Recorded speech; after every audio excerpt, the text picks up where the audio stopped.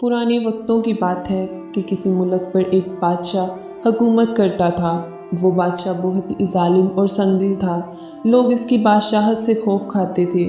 بادشاہ بہت ہی عیش پرست تھا۔ بادشاہ کی بیٹی پیدا ہوئی۔ بیٹی کے پیدا ہوتے ہی اس کی ماں مر گئی۔ کنیز اس کی پرورش کر رہی تھی۔ وہ کنیز بادشاہ کی بہت چہیتی تھی۔ وہ ظالم بادشاہ کی ان حرکتوں کو دیکھ کر بہت تنگ آ گئی تھی۔ ایک دن دربار لگا ہوا تھا۔ بادشاہ سلامت دربار میں بیٹھا ہوا تھا۔ کنیز دربار میں داخل ہوئی اور عرض کی، بادشاہ سلامت، میں نے ساری زندگی آپ کی خدمت کی ہے، اس کے بدلے میں کیا ملے گا؟ بادشاہ نے کہا، جو مانگنا چاہتی ہو مانگ لو، میں دوں گا۔ اس نے کہا، بادشاہ سلامت، آپ اپنی بیٹی مجھے انعام کے طور پر عطا کر دیں، ویسے بھی میرے بعد اس کی دیکھ بھال کرنے والا کوئی نہیں ہوگا۔ بادشاہ تو پہلے ہی اپنی بیٹی سے نفرت کرتا تھا اور بادشاہ خود بھی اسے زبان کر بیٹھا تھا اور بڑے دربار میں اپنی بات سے مکرنا اپنی توہین سمجھتا تھا۔ بادشاہ نے کہا کہ تم اسے لے جاؤ۔ کنیز بادشاہ کی بیٹی کو لے کر اپنے گاؤں چلی گئی۔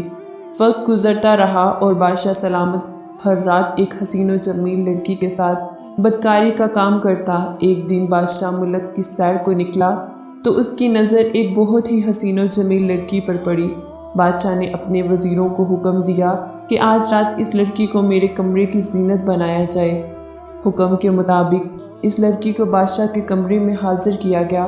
روز کے معمول کی طرح بادشاہ جب اس لڑکی کے قریب گیا تو اسے عجیب و غریب سا احساس ہوا۔ بادشاہ کے دل کی دھڑکن تیز ہو گئی اور دم گھٹنے لگا، لیکن بادشاہ اپنی عادت سے مجبور تھا اور دوبارہ اس لڑکی کے قریب گیا تو بادشاہ کو اپنی بیٹی کی یاد آئی اور بادشاہ کے دل کی دھڑکن پھر سے تیز ہو گئی۔ طبیعت عجیب و غریب ہو رہی تھی۔ بادشاہ اس لڑکی کو کمرے میں چھوڑ کر باہر چلا گیا۔ صبح اس لڑکی کو ساتھ لے کر اس کے گاؤں پہنچا اور معلوم کیا کہ تمہاری ماں اور تمہارا باپ کون ہے۔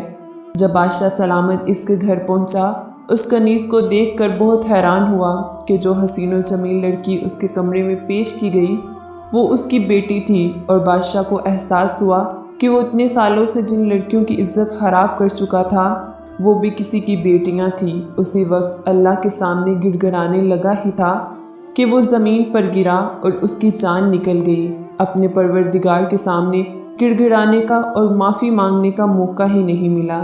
جب یہ بات شہزادی کو معلوم ہوئی کہ بادشاہ سلامت اتنے عرصے سے لڑکیوں کی عزت کو خاک میں ملاتا رہا، وہ اس کا باپ ہے، شہزادی اس سے سخت نفرت کرنے لگی۔ دوستو، اس لیے تو کہتے ہیں کہ کبھی بھی کسی کی طرف غلط نگاہ اٹھانے سے پہلے اپنے گھر پر ضرور نظر دوڑائیں، اور یہ بھی ضرور سوچیے گا کہ جب انسان گناہ کرتا ہے تو اس کا ثبوت نہیں، سے معافی مانگنے کا موقع ملے گا یا نہیں پتہ نہیں چلے گا، اور ہم کہاں سے کہاں چلے جائیں گے اور ہمیں اللہ تعالیٰ کے سامنے معافی مانگنے کا وقت بھی نہیں ملے گا۔ حضور نبی اکرم صلی اللہ علیہ وآلہ وسلم نے فرمایا کہ میں نماز میں ایک سجدہ کرتا ہوں تو مجھے پتہ نہیں کہ میں دوسرا سجدہ کر پاؤں، روح مبارک عرش پر چلی جائے۔